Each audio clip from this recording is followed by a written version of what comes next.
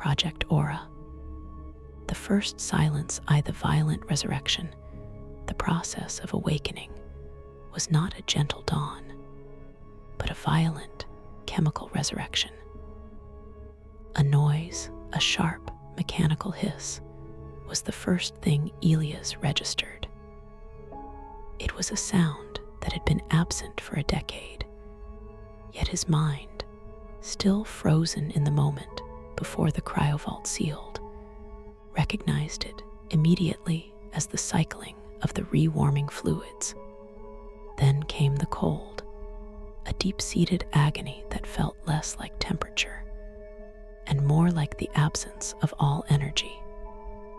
It was the pain of his metabolism being shocked back into activity, the chemical fire of life relighting in cells that had existed near stasis.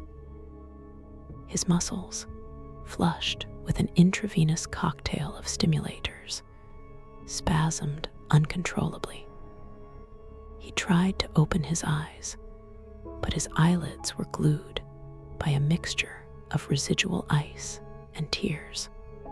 He could not move, bound by restraints that were designed to prevent him from injuring himself during the violent neurological recoil. A synthetic voice, calm and monotone, spoke directly into the vault. Subject Vance. Awakening initiated. Elapsed mission time, 10 years, 0 days, 4 hours. Estimated time to full motor function, 45 minutes. 10 years. The number was just a sound, an abstraction. His last conscious memory was the faint reflection of the command module's green light on the inside of the vault door. Now, 10 years later, he was still in the same confined space, but the Earth was unfathomably distant. The rewarming protocol continued its relentless march. The pain subsided slowly, replaced by a dense, crushing fatigue. Finally, the automated restraint system released with a soft thunk. Elias pushed the vault door open and used the grab rails to pull himself out. He was wet, shivering violently, and moving with the uncertain, heavy grace of a newly born calf. The cryovault bay was dim, bathed in the red glow of minimum operational lighting. He staggered toward the medical console. The ship's automated system, which he had nicknamed Karen the Ferryman, immediately analyzed his biometrics.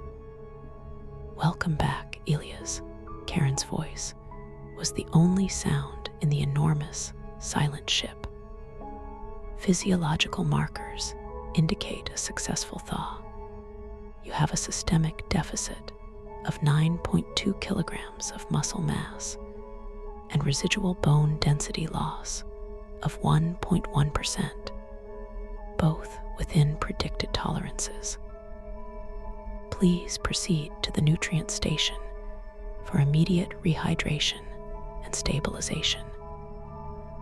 Elias followed the dim emergency path to the habitat ring. The micro-G environment felt alien, heavy on his feet due to the rotation, yet weightless in his core. He managed to pull on a set of thermal underclothes, the fabric prickly against his hypersensitive skin. At the nutrient station, he plugged into the IV line. The sweet, mineral taste of the highly concentrated fluid was the first thing his tongue had registered in a decade. He sat hunched over in the low-G chair, letting the warmth and the nutrients seep into his core. His first conscious thought, clear and coherent, was a simple question: where are the others? He knew the answer, of course. There were no others. But the human mind, emerging from hibernation, demanded context, community, and recognition. In the entire vast volume of the Obolus, there was only one living, breathing, thinking entity, and that was himself. The profound solitude of the realization hit him not as a shock, but as a deep, reverberating bass note. The noise of Earth's departure was gone. This was the first silence. Aye, the edge of familiarity stabilization took a full day. Elias slept for 8 hours in a regular bed, an archaic luxury he had almost forgotten. When he woke, his mind was crisp, and the deep space reality of his position flooded back, not as anxiety, but as the quiet focus of a veteran soldier. The first order of business, assessing the Obolus itself. He floated to the main command module. The forward viewport, previously dark during the cryo-cycle, was now illuminated with the full, appalling glory of the deep void. They were far beyond the Kuiper belt, past the primary influence of the sun. The sun was no longer a golden fireball, but a fiercely bright, white-hot star, reduced to merely the brightest member of a billion-strong stellar diaspora. The solar system was a tight, shimmering disk far behind them. And the stars. On Earth, the atmosphere muted and softened the night sky. There was no air, no interference. The blackness was absolute, terrifyingly cold, and the stars were not points of light, but fiercely defined, diamond-sharp lasers. The Milky Way was a blinding, silver river of gas and dust, so close and textured it felt as if he could reach out and touch it. The sheer density of stars was overwhelming, making the familiar constellations unrecognizable. Karen, what is the current velocity and distance reading? Elias asked, clipping into the command chair. Velocity, 228 kilometers per second. Distance from Sol, 8.82 trillion kilometers. Percentage of total journey elapsed, 11.1%. All primary hull systems are 99.98% nominal. Elias ran a full diagnostic check on the fusion drive, the power core, and the life support. The ship was a marvel of engineered silence. The reactor ticked over with the rhythmic dependability of a quartz clock. 10 years of passive flight, and nothing had failed. He accessed the communication log. The last recorded data transfer from Earth, a final burst of maintenance patches and psychological notes, had occurred 6 months after his entry into cryosleep. For 9.5 years, there had been nothing. He tried to ping mission control anyway. It was a purely ritualistic gesture, an act of psychological communion. Initiating Earthlink protocol, Karen announced. The system waited. 5 minutes passed, the comms dish whirring faintly as it attempted to focus an invisible beam on a spot 8.82 trillion kilometers away. No signal detected. Bandwidth 2 degraded for handshake, recommending termination of search pattern. Affirmative, Karen, terminate. Elias leaned back. The signal was gone. This was the moment of true severance. He had known it was coming, but to see the machine stated so plainly, the end of the echo was a final, gentle push off the precipice. He looked back toward the viewport, not at the distant sun, but at the dark space between the stars. That void, that infinite gulf, was now his operating theater, his constant companion. He was an island moving through an ocean that had no shore. The Obolus was the only definition of safety in a space that defined itself by violence, radiation, vacuum, and the sheer, incomprehensible cold. He opened a secondary console, bringing up the aura files, the mission's psychological protocol, specifically designed for long-term isolation. The first task listed for his 10-year awakening was simple. Look up a memory that is technically incorrect and enjoy the error. Elias stared at the instruction. It was a reminder that he was still human, still fallible, and that perfection was not the goal. He brought up an old film clip of a fictional space travel scene, a cheesy early 21st century movie where the spaceship made loud, booming engine noises in the vacuum of space. He played the clip. The absurd, roaring sound of the fictional engine filled the cabin. He smiled, a genuine, slightly rusty expression. "Karen," he said, "play that again, but only the audio. Loop it for 10 minutes and run a system check on the primary hydroponics pump." The roaring of a fake engine filled the space, a comforting, familiar lie against the eternal truth of the void. Aye. The garden's 10 years, the hydroponics garden, the only place in the Obolus with a true, non-recycled scent, was the second thing Elias sought out. He floated into the large, cylindrical bay. The change in the garden was startling. 10 years ago, it had been a neat, organized grid of seedling trays and precisely pruned vines. Now, it was a miniature, managed jungle. The basil had aggressively colonized its neighboring trays, forming a thick, fragrant mat. The dwarf apple trees, despite the restricted light spectrum, had grown slightly woody, their branches reaching stubbornly for the artificial sky. A riot of controlled life. The air in the bay was thick with moisture, and the mingled scents of rich compost and pungent herbs, a beautiful chemical-free perfume that made Elias feel instantly grounded. He stripped off his thermal shirt and began the required maintenance. He spent 4 hours pruning, testing nutrient levels, and checking the soil-free media for microbial contamination. This was the work that saved him. It was tangible, messy, and biological, the opposite of the dry, mathematical existence of the ship's systems. The work required smell, touch, and intuition. As he worked, he noticed an anomaly on the apple tree. Tucked deep within the shadow of a large, waxy leaf, a small, dark beetle was burrowed into the bark.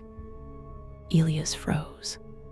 He stared at the insect, a tiny, segmented thing about 4 millimeters long, its carapace the color of rich earth. How?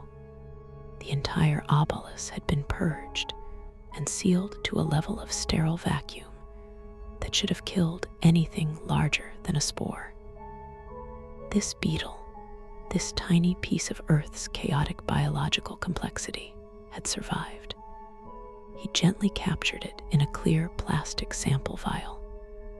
Karen, running level 4 biological scan on specimen. Source, hydroponics module, apple tree 2. Identified genus and origin. Karen's systems word. Analysis complete. Specimen is a non-native parasitic Acarina variant, common to 21st century domestic gardens. It appears to be an ancestor of a common spider mite, but exhibits unique evolutionary adaptations for survival in a low humidity, controlled atmosphere environment. A spider might. It hitched a ride, Elias murmured, fascinated. 10 years. It survived the launch, the sterilization, the cryo-cycle. What is its estimated population? Population models indicate a maximum of 47 organisms currently localized within the core root structures of the apple and pear grafts. Damage assessment, minimal. 0.003% crop loss. Elias held the vial up to the light.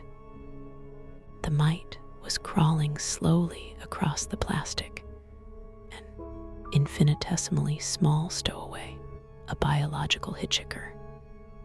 It was a piece of the chaos he thought he had escaped.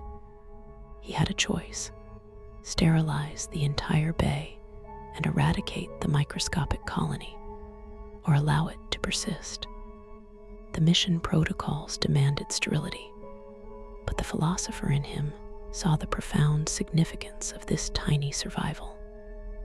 It was a sign that life, given a single anchor point, would fight to occupy the vacuum. Karen overrides sterilization protocol for the hydroponics bay. Create a controlled, monitored containment zone around the infested area. Design a biological control agent, a counterparasite, perhaps, or a natural inhibitor to manage the population without outright eradication. Overriding, creating containment zone and designing bioagent. Elias, this deviates from Protocol 3.01, system sterility. I know, Karen, but this ship needs a ghost. This beetle is the spirit of Earth's tenacity.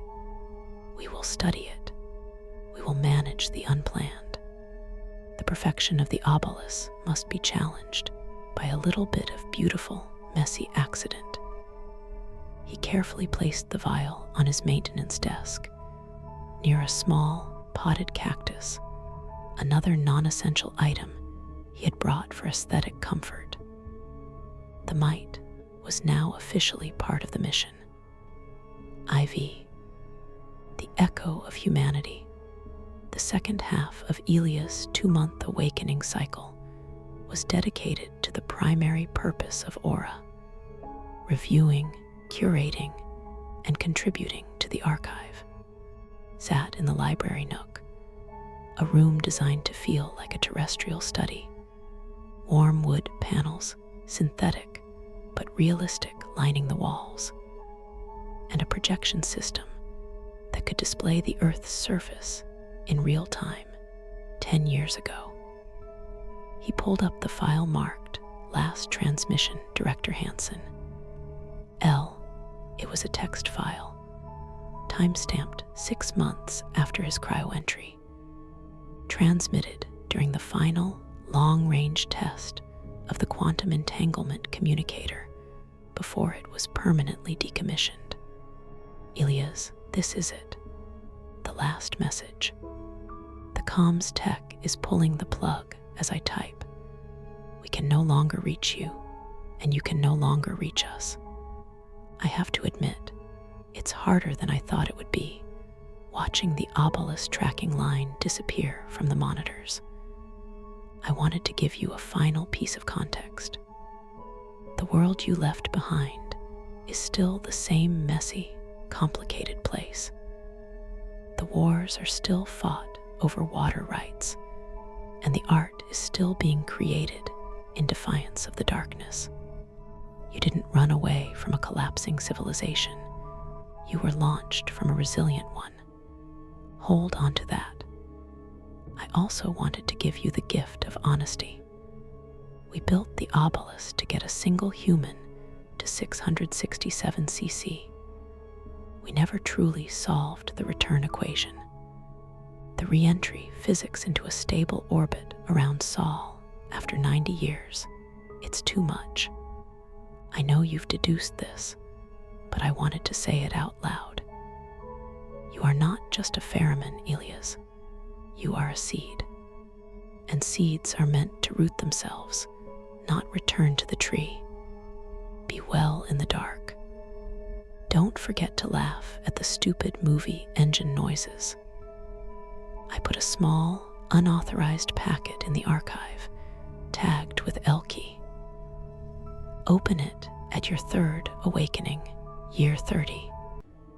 It's a reminder of why we let you go. Lena. Elias stared at the screen for a long time.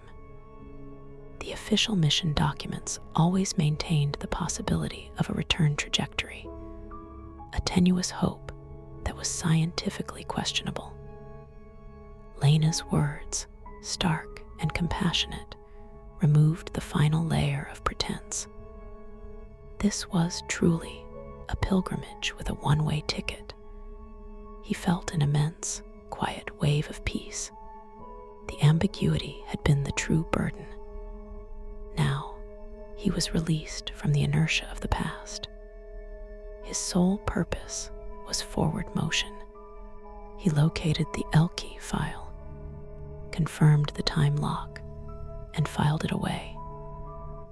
30 more years of sailing through the black before he could access that final, private message. The next few weeks were spent composing the first decade report for the archive.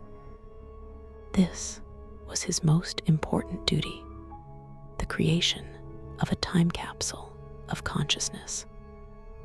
He wrote not about the technical status of the ship, which Karen could handle perfectly, but about the experience of deep space travel. He wrote about the quality of the light, the texture of the silence, and the profound psychological difference between loneliness, the desire for company, and solitude, the acceptance of self. Solitude, he wrote, hovering the pen over the touch tablet, is not the absence of others. It is the absolute presence of time. Here, time is not measured by the rise and fall of the sun or the growth of children. It is measured by the slow, inexorable movement of distant star fields in the viewport. It is measured by the time I have to think about a single word, or a single act of kindness, or a single moment of fear. I have become a student of the smallest fractions of a second, given the luxury of infinite scale. He wrote extensively about the spider mite, detailing its evolutionary tenacity and his decision to let it live. The Obolus is a machine built for perfection, he concluded in that section. The spider mite is a living testament to imperfection. If we are to colonize a new world, we must bring with us not just our technology, but our capacity for uncontrolled, messy, tenacious life. This mite is the first colonist. I will name it Aura Ghost. V, the unscheduled hum, as the 2-month grace period drew to close. Elias completed the final systems check necessary before committing himself to cryo-cycle 2. He had exercised his body, stabilized his mind, and fulfilled his archival duties. All that remained was to ensure the ship was perfectly tuned for the next 10 years. In the fusion drive bay, deep in the spinal column of the Obolus, Elias was making a manual inspection, a formality, as Karen insisted everything was optimal. He was floating in a confined access shaft, shining a high-intensity lamp across the cold, metallic plating of the reactor core housing. It was here, in the heart of the machine, that the silence was most profound. Yet as he listened, straining his ears past the faint hiss of his suit's ventilation, he heard something unexpected. A hum. It was not the rhythmic, low-frequency pulse of the reactor's minimal tick, nor the whirring of the gyroscopic stabilizers. It was a pure, sustained tone, a sound so low it was almost felt more than heard, resonating through the metal of the hull itself. It sounded like an immense, distant tuning fork. He stopped breathing, allowing the silence to return, then listening again. There it was, an unsettling, perfect hum. Karen, running acoustic analysis on internal hull structure. Did you register that? Karen was instantaneous. Negative, Elias. No internal acoustic anomaly detected. The sound environment in the drive bay remains within 99.99% of baseline expectations. Baseline expectations are wrong, Elias muttered, pressing his ear directly against the cold metal plating. The humming grew louder, resonating into his jawbone. It was coming from the outside. He swam quickly back to the main control room and brought up the external sensor array. He ran a full spectrum sweep, focusing on extremely low frequency ELF, acoustic, and gravimetric data. The ELF scan was filled with static, the normal background noise of the cosmos. Nothing registered. He felt a sudden electric tension. 10 years of perfect sailing, and now an unscheduled variable. Was it a malfunction? A structural resonance caused by the constant 110G spin? Or was it something else? He stared out the viewport at the blinding array of distant stars. He activated the navigational telescope and focused it on the exact area of space from which the sound felt like it was emanating, a region of deep black, far from the Milky Way's main body. The telescope image resolved cold, empty space. Nothing but stars. But then, the system tagged an object. Not a star, but a signature. A faint, highly energetic gravimetric distortion. It was moving at an angle perpendicular to the Obolus's trajectory, too distant, and moving too fast to be debris. It was roughly the size of a large terrestrial moon, yet utterly invisible to the optical spectrum. Karen, analyze gravimetric distortion 774b source, 21.4 light days out. Run predicted trajectory model. Running model inconclusive. The distortion exhibits a non-Newtonian velocity profile. It is either an unprecedented energy fluctuation in the void, or an object of massive, unseen density moving at relativistic speed. Can you correlate the distortion with the acoustic hum? Negative. No data correlation between gravimetric event and internal acoustic data. Internal acoustic data remains nominal. Elias pulled back from the console. Karen's systems were blind to the hum, yet he could feel it, resonating deep in his chest. But the gravimetric distortion, that was real. An immense, invisible object was slicing through the void, its passage rippling the fabric of space itself. And it was coming from the absolute deep black. He leaned against the bulkhead, his heart rate elevated for the first time in years. The perfection of his solitary voyage had been broken. The infinite ocean wasn't empty after all. It had currents. He quickly compiled a data packet, labeling it Acoustic Gravimetric Anomaly 1. This was not a system malfunction. This was discovery. The true mission of the Obolus was not merely to ferry a seed, but to record the unexpected. He watched the gravimetric signature for another hour, until its signal strength finally dropped below the detection threshold, receding back into the noise of the cosmos. The hum, however, persisted for another 30 minutes before slowly, subtly fading back into the engineered silence of the hull. The profound solitude felt different now. It was no longer empty, it was merely quiet. VI. The next coin.